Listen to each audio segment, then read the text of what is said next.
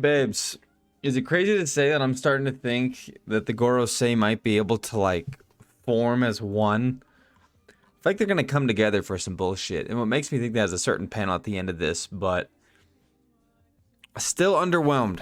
Still very underwhelmed. I mean, some of them seem to be showing out, but at the same time, I'm like, hits are being landed. Damage is not really being dealt, but hits are being landed. What that means is kind of tough to say at this point. I don't even know what to think about these guys as a whole. I mean, it's clear that they're very strong, but it's tough to say how strong they really are, you know? The good news is for Garcia. The good news is Garcia, it turns out you weren't as shitty as we all thought. You just don't take damage. But I don't see the point in that if they're not going to dish anything out. But still a good chapter. Very, very sad news. We have 3 weeks off. 3 weeks. In that time, I don't know what I'll do. I might, I just finished Alabasta and I'm starting Skype in the manga. I might talk about those or maybe Jaya. Jaya's an interesting one. I might be talking about those, but we'll see. But getting back into this chapter, Lucci, I love Lucci. Lucci's a badass. He's not done fighting. I mean, he kind of is, but he's not done. Jinbei put it in a good way. He's like, he's still up. And Jinbei's like, dude, you already beat him. Like, just leave. Like, what are we doing here? We gotta fucking. Do you see that bird guy? He just broke through the Labistratum. Like, this is not good.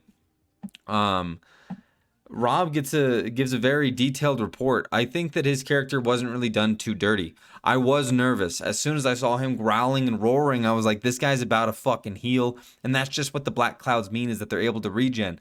Thankfully, that was not the case. Because if that's the case, then it just looks off. It makes the Gorosei look even shittier. And I think their regen is part of what makes them so good. Luffy puts it in a good way in a little bit, which we'll get to. Sanji's father is the worm.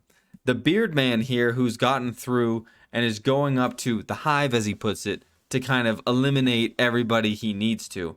We don't see anything of Gandhi this chapter, and the worm is still down, but he looks to be getting up at the end of this. So we'll see kind of what that's looking like. They're all heading towards the Albathian ship, the giant ship. I don't know how they're getting the Thousand Sunny down there. I'm not 100% sure how that's going to go down.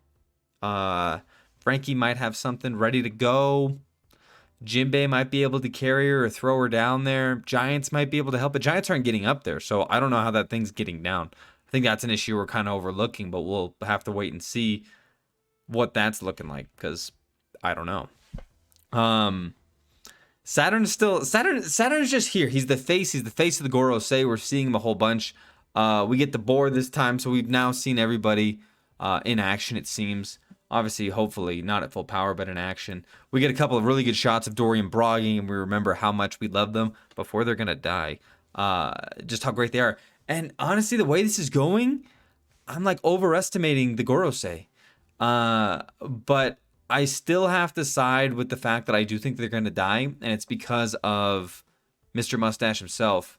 And he's saying they're signaling retreat. He's like, you're not going to escape. Like, I'm not letting you guys escape, because if you escape, people are going to find shit out. And I think that's a good point, because they have the speed in Gandhi. They have the air with Beardman.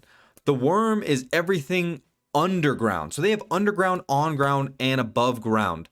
And then these two, I guess, are like, we have like the Poison Man, the guy who's going to kind of do AoE damage, if you will. And then the boar, who's probably just like straight, like attacking. He's also the first guy to pull out Conqueror's Haki. Could we assume that they all have it? You could assume that. Or you could be looking like, this confirms that this dude is the leader. This confirms that Mustache Man, that we all predicted was going to be the leader of these guys, is in fact the leader. Could go a couple of different ways. He has Conquerors. There's a couple of funny shots of Luffy in this chapter of him. He's losing his scars, which I think is really funny. As he's with Dory and Broggy, and they're kind of listening, they're like, brother, what happened to you? Like, what's going on? The best showing is, once again, not from the Gorosei, but from Dory and Broggy themselves. I don't know if that means that they have Conqueror's Haki, but that hardly fazed them. They seem to not really mind that at all. Mr. Boarman went to attack. He gets blocked and batted back. Is that really doing damage? Not really. But the fact that they're able to do that shows Dory and Bragi are truly about it. The giant, I think we're seeing the strength of giants before we go to Elbaf, and it's a pretty impressive showing from them already. And they just showed up. They're just here. They cut off the head of the worm. They're beating up the boar. Dory and Bragi are making the Gorosei look silly. They're making them look like nothing. I mean, I think their bounties were 100,000, which was Luffy's after beating Crocodile, which I guess it was aged and maybe, maybe there's appreciation in the berry currency, but seems a little silly at this point. I think those bounties are going to be updated if they make it off the island, which they're not. Luffy has a fun one where he grabs a bat, does a little silliness, and bats back. He blows them up, but like even just the panels of seeing the Gorosei like in shock and like, oh no, I'm just like, aren't you guys supposed to be these world-ending badass? What they're saying is not matching what they're doing. And I think by the time this island ends, we'll be seeing that. And I think that Luffy's probably running low on energy at this point. I would not necessarily hope, but hope that that's kind of the case. But they're not looking strong. They're like, you guys are never going to get out of here. You guys are not going to share this with the world. That message is not going to go through. And I'm like, guys, it's not, I mean, I'm looking at the stats here and it's not looking fucking good for you. It looks like you guys are just terrible. It looks like you guys are basically zombie creatures who can hardly do anything. You guys are literally like the Walking Dead zombies. Like you're weak and you're just kind of like milling through. You're able to get back up, but for what? The last panel we see of them, we got Boar getting up, we got Saturn getting up, and we got Sanji's father, aka the Worm, getting up. I think that Worm's going to start to cause a lot of problems on this island. This island's going to be destroyed for sure. It's just a matter of how exactly is that going to look, which is interesting. We have a bunch of vice admirals waiting by the Elbaf ship, which in my opinion means jack shit. I mean, they might as well have like toy soldiers out there from Dressrosa. I think that those guys are going to get mopped through. They got some strong people on the way, so I don't think that it's really a problem. I mean, Sanji and Bonnie are probably going to cook them, and then that's probably going to be it. We could maybe see a little bit of a fight, but vice admirals are literally just stepping stones. It seems like there's a lot of different stepping stones nowadays, but we got to see. York meets up with the Beard Man trying to get some information, but that guy moves quick, and he's going to attempt to destroy it. I think that this message is not going to be stopped. It seems a little early. I feel like we'd be cutting it a bit closer if it was like, you got 2 minutes left or like a minute left. But no, we still have like 5 to 6 minutes left, which is a fuck ton of time. Because if you've seen what's going on since 10 minutes, there's a lot that's been going on. Like a lot. Kizaru basically confirms that he was kind of taking it easy. It's so funny. Fuck you, Oda. He refuses to show us the true strength of admirals, and I find that fucking hilarious.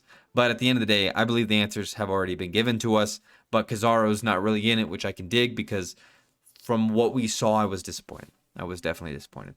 And the biggest probably reveal is that the Giant's up and standing, and his eyes are flashing.